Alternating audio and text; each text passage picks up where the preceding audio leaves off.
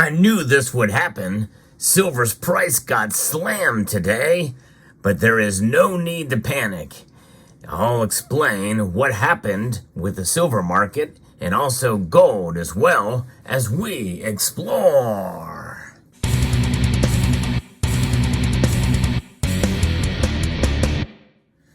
All the precious metals took a pretty big hit today, but that does not change the nature, or should it change our calculus, other than that this provides a buying opportunity. Because of what I mentioned before about where I think we can claim victory, that still is in play, even though silver took a dramatic slam and smackdown today, down almost 3.6%. As I report to you moments before the markets close, silver is down $1.14. That's a pretty big move from one day to the downside. They got crushed below $31, now trading at $30.89 for silver. Gold is down not as much, but it is down fairly dramatically too today, down just over 1.75 percentage point, down $42.30, trading now below $2,400 at $2,379.50. The platinum group metals also got hit pretty hard today as well, but both of those metals still remain above $1,000 each. But we're talking mostly about silver today, because silver does tend to be more volatile. And that's the warning I gave earlier when I predicted that this would happen, is that we are likely going to see a correction in the markets. And that's exactly what we're seeing today.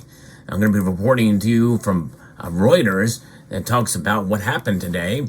Gold's prices dipped over 1% on Wednesday as the gold rally cooled, with investors booking profits as traders pulled back from their bets on the Federal Reserve's rate cuts this year.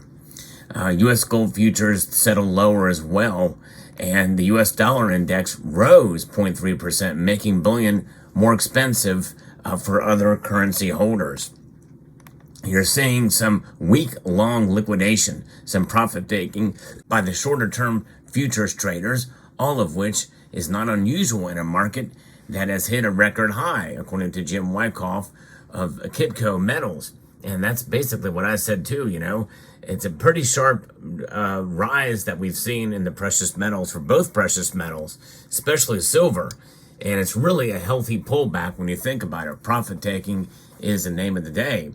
And Federal Reserve officials indicated that it would take longer than previously anticipated to gain greater confidence in inflation moving to 2%, according to the minutes of the U.S. Central Bank's April 30th through the May 1st session.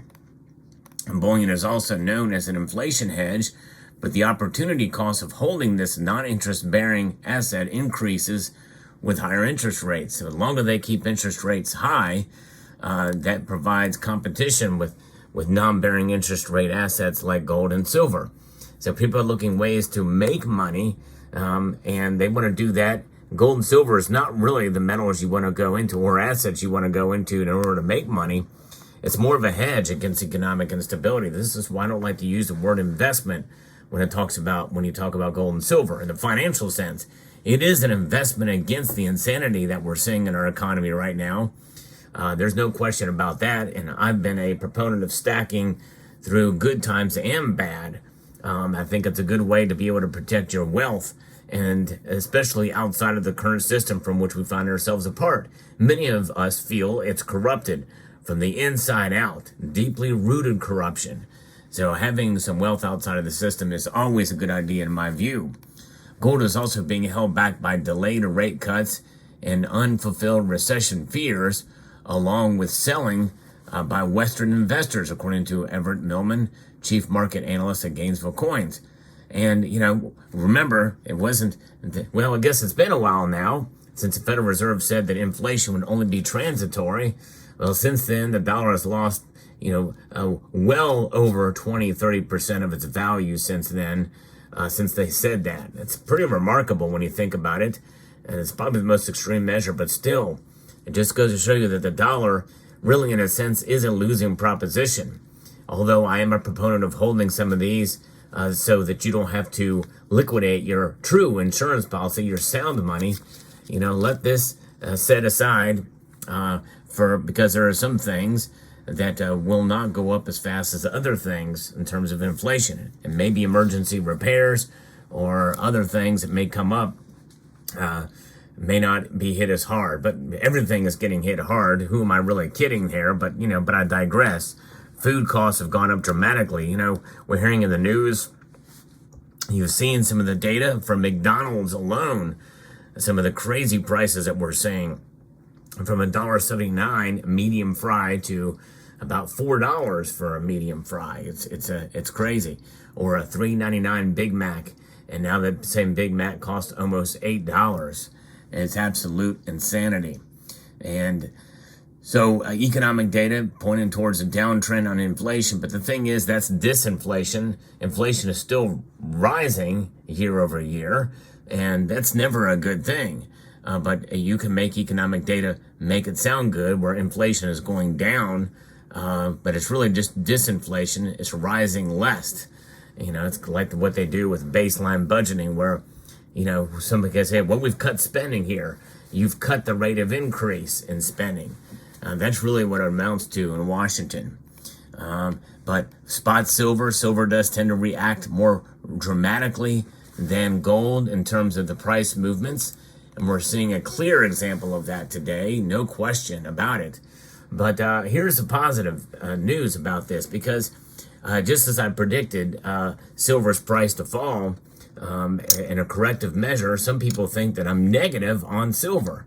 I've had several people say they were going to unsubscribe from the channel because I'm talking negative about silver. No, I'm being realistic about silver.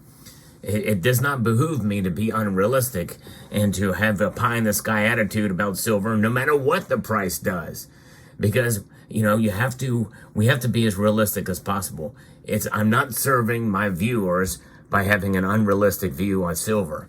And today we're dealing with reality. Much as I predicted, the price has gone down dramatically, but that does not and should not change your calculus for stacking and for holding silver. And yes, I know I said to hold silver when the price spiked up, not to sell it, and now it's gone down over $1, and you're probably kicking yourself. You should have not listened to Sal and should have sold your silver. Well, silver, I don't feel, is something that should be traded with market moves. I believe it should be there as an insurance policy through every economic situation. I don't believe in, unless you have a strategic reason for doing so, and some people do, and some people may opt to sell some of their stack, and some people may have that luxury to be able to have a stack that they can play with in that regard. That's fine, but do not sell all your silver, no question. And I think even so, I would be very cautious about selling there during these times or any time. And maybe I very well might be in the minority in that situation. And again, I understand there are exceptions to that. But when I see silver fall as dramatically as it has today, it's not as big a pullback as we saw the gains on Friday. So in other words, we've not lost all of our gains from Friday. That's good news. And we did see some more gains yesterday, and the day before. And so this is pulling back. Still, silver's above $30 an ounce. I think $30 is a very strong psychological number. Until we see a punch through that $30 mark, only then I think should we be worried. If we can hold on to $30 for a week, then I think that would be great. In fact, as of right now, really in reality, it's fairly close to $31. It keeps fluctuating. Now it's down $1.13 to $30.91 as I record this section of the video. So keep in mind, that's where it is. Now, as far as investing in metals, there are other metals that you can invest in. I think the platinum group metals are case in point. I did a video this morning that I hope you will check out. I'll post a link to it at the end screen about the potential for platinum. I think platinum has great potential, and there's some things that could happen that could cause the price of platinum to absolutely soar. And a lot of people don't find much interest in videos that I do about platinum, but I think you should consider checking that video out. It's very interesting. I mean, I believe in diversification between the metals, understanding the risk of all the metals that are involved. Gold is down, but gold tends to be more resilient. I like that about gold. In fact, that's one of the reasons why I've been mostly concentrating on gold in my stacking journey, really since about 2017. I made a concerted effort and documented that effort on this channel. I believe in gold, and I think it's a metal that is the ultimate safeguard, which is, I think why a lot of people would behoove them to have that in their portfolio. If you're a silver stacker, I think it's a good idea to diversify into gold if you don't have a whole lot of gold or any gold. It's always good to have some. So there you have it. It's going to be a new day tomorrow. It'll be very interesting to see what happens. Could this be the beginning of the summer doldrums? Could this be the commencement of a new corrective measure that could really just bring a smackdown to silver prices, especially what happens if silver falls again and it goes below that $30 an ounce level? Well, I guess that's quite a possibility. And if we see a couple of days where it moves there, my guess is it probably will not fall below 28. I think 28 is a pretty good support level. That's just my view. That's not based of any technical analysis. It's really more of a gut check. But in kind of the momentum that we've been seeing with silver, that's been fairly steady over the last couple of weeks here, that I kind of doubt we're going to see profit taking too much further down than where it is now. But it is quite possible we could see it and just blast right through that $30 level. We'll cover it here on the channel, as I always do. If you find this content informative, I hope you will consider subscribing to the channel and pressing that like button if you find value in the content that I provide here. I would like to extend a multitude of gratitude to each and every one of you for taking the time to watch, and encourage you to please rate, share, comment, and subscribe.